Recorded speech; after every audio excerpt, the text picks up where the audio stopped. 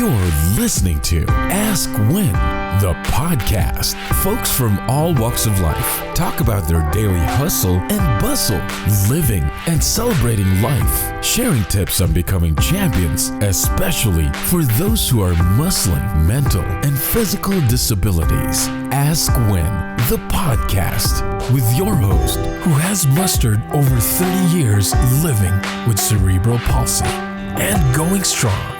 Author and cerebral palsy advocate Wynn Charles. Ask When, the podcast starts right now.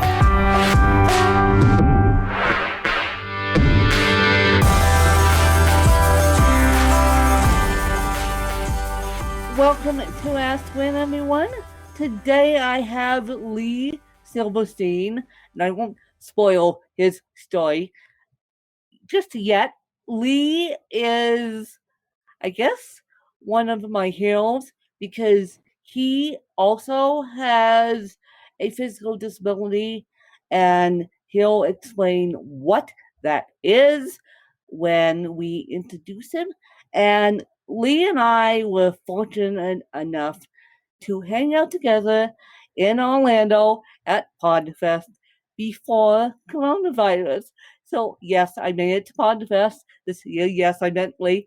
And so I have had the honor of meeting Lee in person, and I feel like I should give him a big giant hug right now, and you guys will find out why. And so I'm going to let Lee take it away and explain his niche of a podcast, which is actually a huge niche when you think about it. So welcome, Lee. Wynn, thank you so much. It's an honor and a pleasure to be on your show. And I was so glad to get to meet you in Orlando. One of the joys of podcasting, we were talking before you hit the record button, is when you listen to someone's podcast or you hear them on other podcasts, you feel like you start to get to know them, even though you've not physically met. And on the rare occasion when you do get to meet, like you and I did just about 4 weeks ago at the time that we're recording this, it's extra special because now you get to put a person with the name and the voice. And so that was a real treat for me to get to meet you in person. And it was one of the many highlights of being at PodFest in Orlando several weeks back. And I'm so happy we did that, you guys, Lee and I, because when we all got home from PodFest, things got canceled left, right, and center because of what's going on right now. And I am so happy that Chris Comentos said, let's do this and let's do it now. Sure. Yeah. Me too. And what a wonderful event it was. And, again, getting the chance to meet wonderful people like you. So, Lee, do you want to tell my audience what your podcast is about and why, which I think is fascinating? Absolutely. I would love to do that.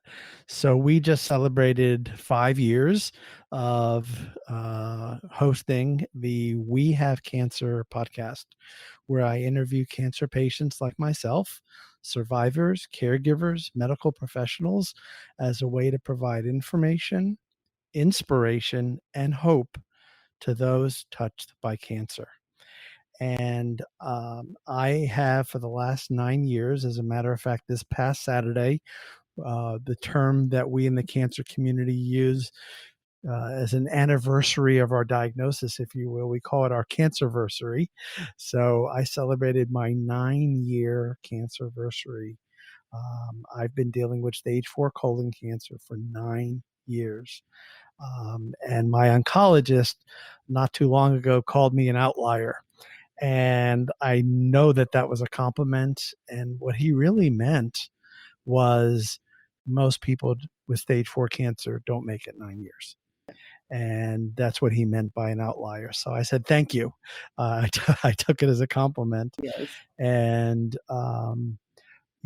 it is a compliment. And one of the things that, the impetus for starting the podcast was I've known Chris Kremitzos, who is the founder and CEO of Podfest. Goodness, Chris and I have known each other now for about 8 years, and his wife Katie as well. And when he first started looking into podcasting here in the Tampa Bay area in Florida, I was working at the time at a career college, and he called me up and he said, "Hey, Lee, I'm starting this little group of people who are interested in podcasting, and we need a meeting space. Does your college happen to have any rooms that we could use for a Tuesday night meeting?" And I said, "Sure, yeah, we do." So he said, "Great." So at the time of the meeting, he and the folks who were attending showed up. And because he's a really good friend, I thought it would be rude just to unlock the door and leave. So I said, well, I should sit in on this. And I didn't know much about podcasting. I knew what they were. I may have listened to one or two, but I was definitely not a podcast consumer, if you will. And I'm sitting in this meeting, and I'm listening to different people talk about the topics that they're podcasting about, and the great things that are coming their way as a result of podcasting. And when I call it my lightning bolt moment, like when a lightning bolt hits you and you had this idea, and I was like, goodness, what if I started a podcast and interviewed people like me who are dealing with cancer? So when the meeting was ended, I went up to Chris's wife, Katie, and I said, "Katie, this was a great meeting. This was really cool. I got an idea. What do you think if I started a podcast where I interviewed people just to tell like the human side of what it's like to deal with cancer?" And when she looked me in the eye, she put a hand on each of my shoulders and she said, and I'll never forget this, "Oh my God, you need to do this." And 3 months later, I launched my first podcast. And we haven't missed an episode since. I've interviewed over 150 people from around the world. I've also attended a number of colon cancer conferences where I've done live podcasting from the event and interviewed people there. And, never in my wildest dreams did I think this would go on for 5 years. I don't know what I expected. I just said, all right, I'm going to do this and just see what happens. But if you had asked me then, would I have done 150 interviews and done it for 5 years, putting out an episode every other week? I didn't fathom this. And it's been truly an amazing experience. And I don't know, well, my fan base knows, and of course, Lee, I was a caregiver to a stage 4 lung cancer patient, which happened to me, my own father. And man, was that an eye-opening experience. Man, my stepmom, my aide who was here at the time with me, and my stepsister, myself, all took care of a dying man. And man, that was an eye-opening experience. And me having disability myself, cerebral palsy, my dad at one point looked at me and said, and it broke my heart, and it still breaks my heart till this day. He goes, you have more mobility than I do. And I'm like, well, yeah, that's because you have stage 4, well, undiagnosed stage 4 lung cancer. And when he finally got diagnosed, he was on death's door. And then it all went to heck. And so it just all went down the tubes from there, and he died 24 hours after I left him. But through that 9 days, I learned so much about being vulnerable, and I thought I was the one being vulnerable. I through that 9 days of being a caregiver to someone with cancer, oh my goodness. Now, Lee, you, in my eyes, look like a champion because I'm like, Lee is up and walking and up and talking, and I'm like, all of these stage fours should be like you, Lee. I mean, how do you do it? Well, I think a lot of people wish they, were in my shoes, and quite candidly, when that's not lost on me. That's not lost on me, that I know that there are people out there who are stage 4 like I am, but are not in the physical position that I am, for lack of a better way of saying it. And what people need to know, first and foremost, is the definition of stage 4. Stage 4 doesn't always mean that you've got, one foot on the grave and the other on a banana peel. Yeah. The definition of stage 4 cancer for your listeners is that the cancer has moved, and then the word is metastasized, from its original location to another organ. Yeah. So for me, I started off with stage 2 colon cancer. And then very soon after, we found a tumor on my liver. So that immediately made me stage 4. Now, So, that tumor was small and not life-threatening and all those things. So, but by definition, because it was now in a different organ, that makes it stage 4. It doesn't always mean, though oftentimes it does, unfortunately, it doesn't always mean that end of life is around the corner. And I'm a perfect example of it. I've been pretty much stage 4. I became stage 4 just a few months after I was originally diagnosed. 9 years, right?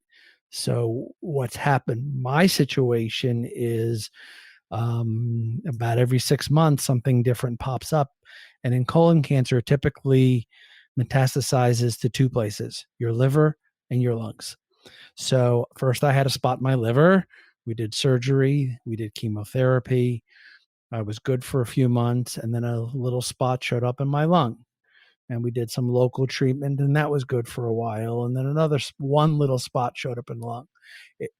Other people, unfortunately, some who I'm very close to, a metastasis is, oh my goodness, you've got 30 tumors in your lungs, and there's nothing we can do. For me, one little thing here, we take care of it. Then something else pops up, we take care of it. And that's been my story for 9 years. Now it's back in my liver again. So I had 2 lung surgeries in 2018 to remove those tumors, and I thought I was good. And then 6 months later, a spot showed up in my liver, and I hadn't had anything in my liver for 6 years. So that was a real shock and a huge kind of blow to my wife Linda and I, because we thought we were going to be in the clear, and now I'm back after 6 years of no chemotherapy. I'm back on chemotherapy again. But again, it's one spot. I get treated every other week. I'm still able to work a full-time job. Unless I'm in chemo, I work out I was going to say I go to the gym, but with current state of affairs, I don't go to the gym. I kind of made my own gym at home now, but I work out every day, partly physical, but quite honestly, when I work out more for my mental health. Because if I'm exercising and I'm sweating, that tells my brain I'm not that sick. If I'm able to exercise and lift weights, it's a real boost to my attitude. And I tell people, I use this acronym when I tell people I'm proud of my age.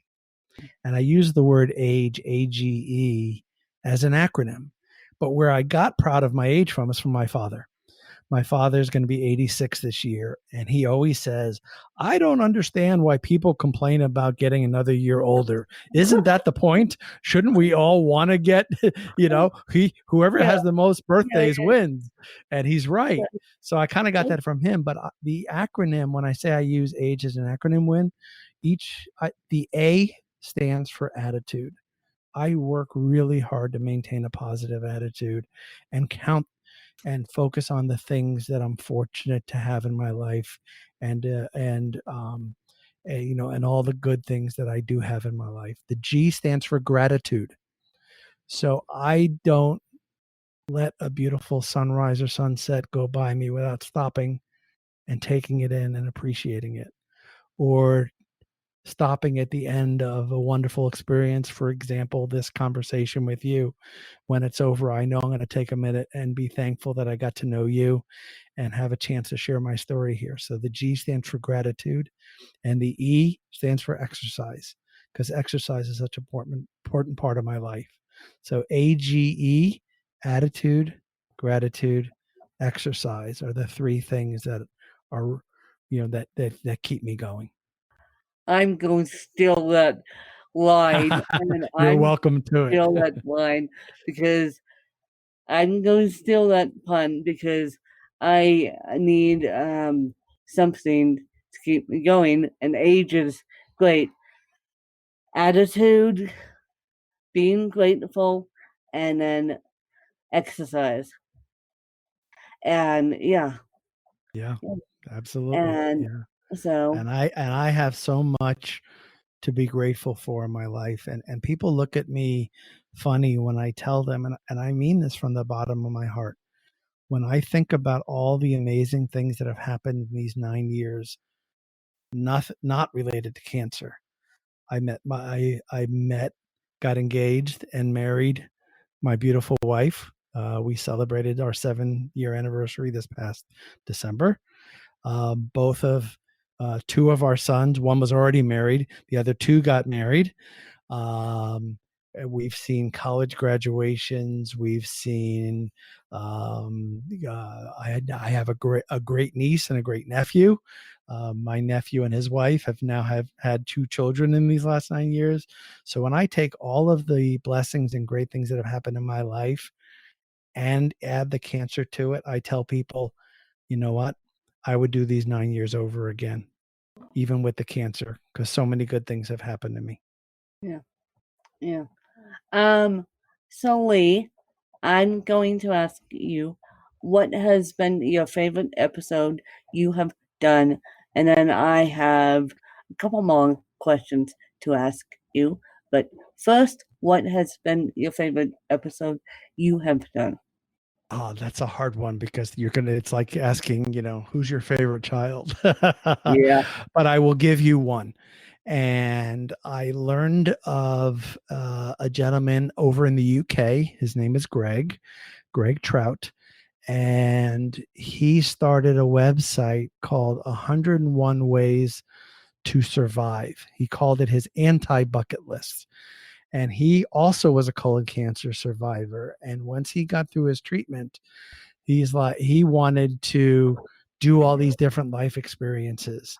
And he went to Argentina to learn how to tango, and he went surfing in Hawaii, and he sang in the Sydney Opera House, and he did all these things to celebrate his recovery, if you will. But here's what made it special, and I haven't shared this with you yet, is that I'm also a pediatric cancer survivor. I had a rare form of kidney cancer when I was 5 years old. And as I was talking to Greg, as we were getting ready for the interview, not only was he a colon cancer survivor like me, he had the same pediatric cancer I had, which was a rare cancer to begin with. So to meet someone that not only had the same cancer I had as an adult, but also a rare pediatric cancer at the same time, I was like, oh my goodness, I just met my brother from another mother. Yes, you did. And the cool thing is, what Greg has done now is he's stepped away from this, anti-bucket list, and he's dedicated his life traveling around the UK, talking to school children about bullying.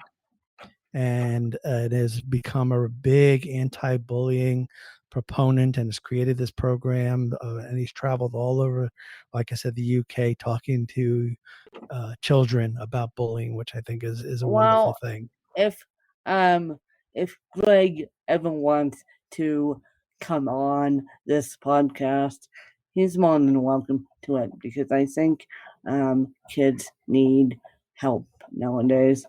No doubt. Yeah. And so, Lee, if you were going to move and had to take three things with you, what would they be and why? Ooh, okay. One would be my wife, Yeah. the love of my life. So that's an easy one. And I guess I could go on and say, all the rest of my family, but that would be too easy. The second would be uh, a phone filled with all of my favorite music. Music touches my soul, and I absolutely love music. I play a little bit of guitar. I'm working on getting a little better, but the right song, the right lyrics, the right band. My wife Linda and I love going to concerts, or even watching them on TV, which we have to do now, or see some live streams.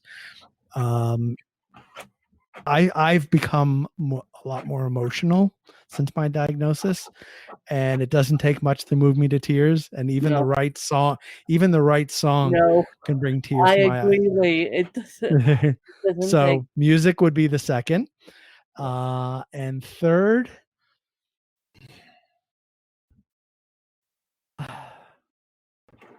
Third would be not in addition to music, all my favorite podcasts, because that uh, not only entertains me, but I would tell you what podcast does for me more than anything else is it teaches me. I don't think I listen to too many podcasts that I don't learn something from. There's a few that I listen to purely for entertainment, but most of them, some shape or fashion, has an element that when I finish listening to the episode, I can say I learned something, and learning is always important. And you should never stop. We should never stop learning. No, you So should. my podcasts, my music, and my wife would be the three things. Yeah, I thought for some reason I thought you were going to say the chemo drip. Oh, I thought you were going to say well, meditation. Oh no, oh no, you uh, should believe in I medication. probably should take it, but you said what would I want to take? So, What do uh, you want to take, not what you yeah, have to take. yeah. I figured that Uh-huh. you, Good I point. figured Good point. strategically. I figured that you were going to say I want to take my chemo drip. No way. No way allowed. So Yeah. yeah. But if a dear friend of yours was going to write a book about you, what would the title be? Wow, you're good with the questions, Win. Um, what would the title be?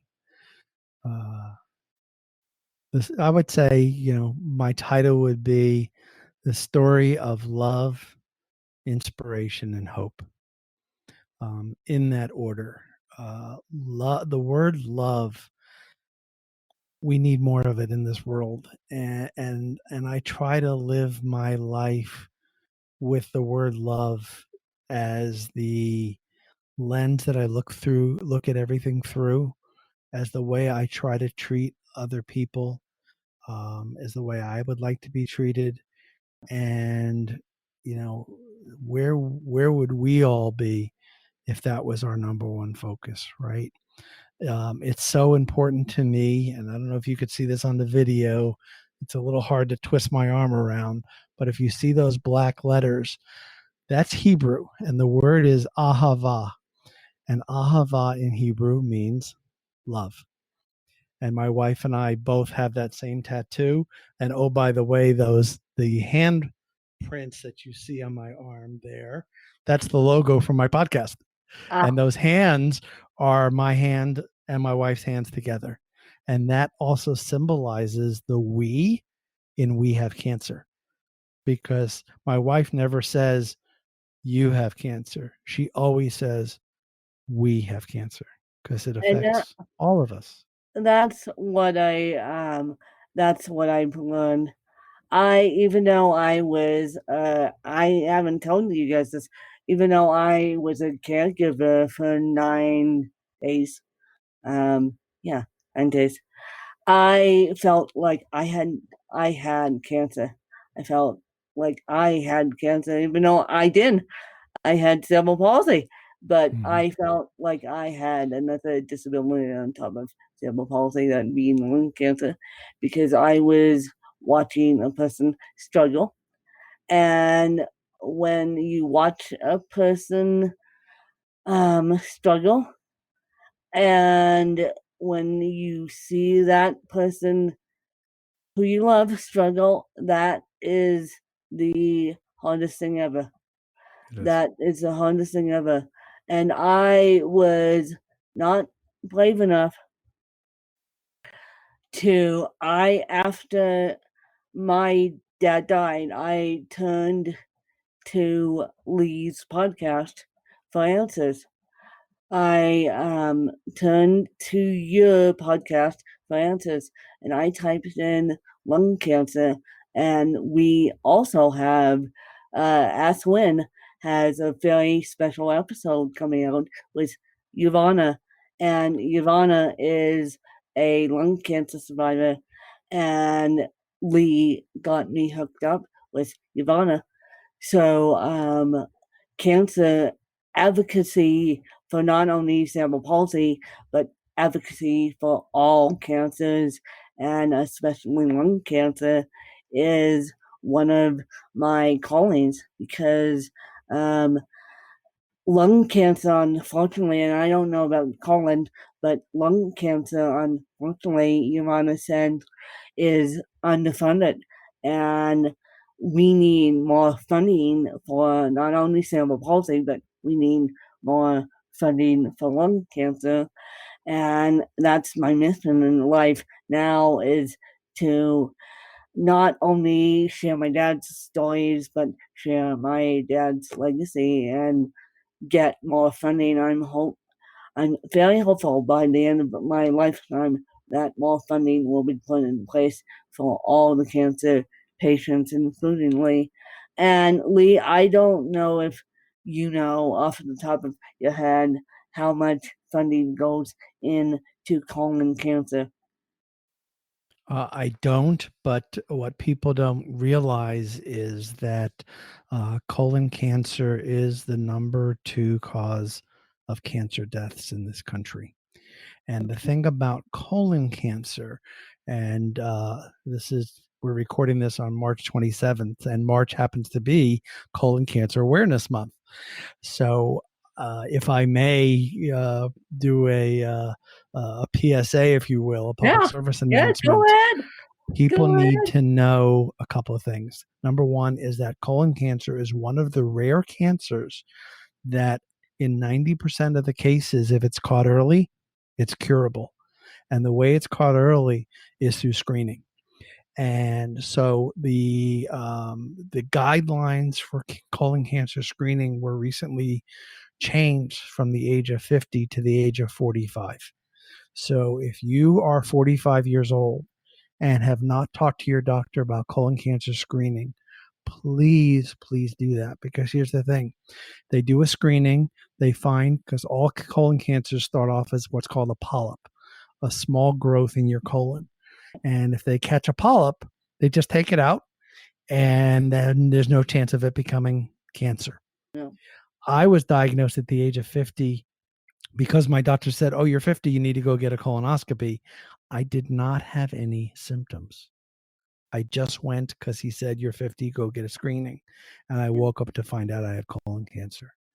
Wow. The thing that's really, really more critical is that there is suddenly, in the last 5 years, been a rapid and quite honestly unknown reason why that colon cancer in young people, as young as, I just read a story on and a young man who's 11 years old who was diagnosed with stage 4 colon cancer. But that's an outlier. But what's not an outlier, Win, and many of these people have been interviewed on the We Have Cancer podcast, people in their 20s who are getting colon cancer. and the rate of diagnosis in young people under the age of 40 is skyrocketing. For older people like myself, the rate of diagnosis is kind of leveled off. People used to think of colon cancer as an old people's disease. Yeah. Oh, that's what old people get. Not Yeah. anymore. People in their 20s are getting it. So, if you know your body, you know what's normal for you. And if you have a change, and we'll just call it in bathroom habits, or you Yes. see blood or any of these things, do not blow it off, and do not let your doctor blow it off. Don't let your doctor No. say, oh, eat more fiber or anything like that. Nope. These things are not normal, and you must advocate for yourself. You talked about advocating. You've got to get screened, because if it's caught early, we can treat it. And But now I know too many people in their 20s with stage 4 colon cancer, in their 20s and in their 30s. my So it's next no longer an old question person's disease. for Yeah. you is, does it affect more men than women, or are we It's all even. equal in this boat? It's pretty much even. Yeah, All equal in this boat. pretty much easy. So, Even. yeah. Yes. So just be aware of your body, you guys, and if you see any changes in your body and any changes in your bathroom habits, you may just want to go talk to doctor. And obviously, since we're on lockdown right now, obviously you can't. So, but you may want to book a telehealth appointment and say, look, this is what's going on. And then once we come out of quarantine, you can go get a colonoscopy. But I said to, and Lung Cancer Awareness Month happened to be November, and November 1st, my dad's birthday kicks off Lung Cancer Awareness Month. Oh, wow. And so I kept saying to people, go get screened, go get tested, go, if you smoke, you can go get tested. I myself tried to go get tested because, and they said, I literally had a doctor tell me, you can't get tested because you're not a smoker. And I'm like, no. But I said, Neither was Ivana.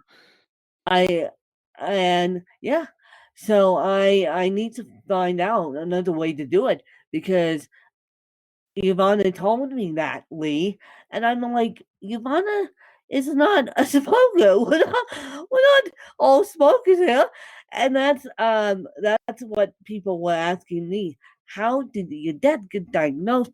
Well, he was around asbestos for up until 2010, because part of his job was dealing with drywall, and so I believe that the drywall masked into cancer over the years.